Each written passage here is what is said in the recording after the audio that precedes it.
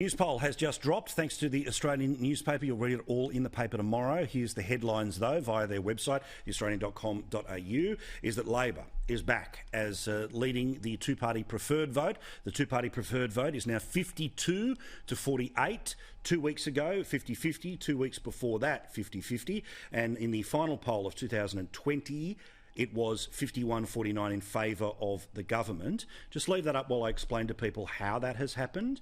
You have seen the Labor Party vote has gone up now to 39% primary, level with the coalition, which is down to 39%. Greens, One Nation and others are all pretty static. But to give you an idea of where this is compared to the last election, Coalition got 41.5% at the election. They're now at 39%. Labor got 33%. They're now at 39%. So that's how you get to the big lead of 52-48. Now, I stand by what I have said all the way through this now. The number that truly is the indication of the health or otherwise of the government is preferred Prime Minister, where there has been a change. Prime Minister Scott Morrison still in front by a country mile, but the numbers have changed from 61% to 56%, and Albo's gone from 26 to 30. The uncommitted number remains the same.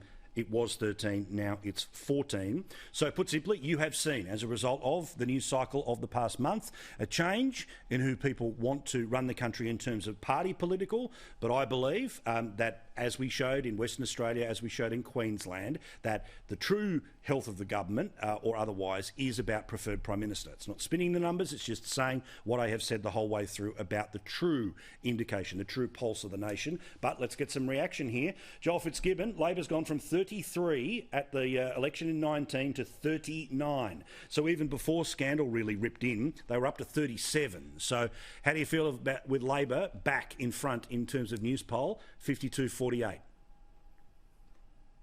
Both that poll, Paul, and the Western Australian result demonstrates that the Labor brand is alive and well, and that we are competitive and we can win the next federal election. In fact, we should win the next federal election, and with the right policies and the right narrative, we will win that election. I mean, in Western Australia, there's one seat there held by the Libs that's on less than, I think, 2%, the electorate of Swan.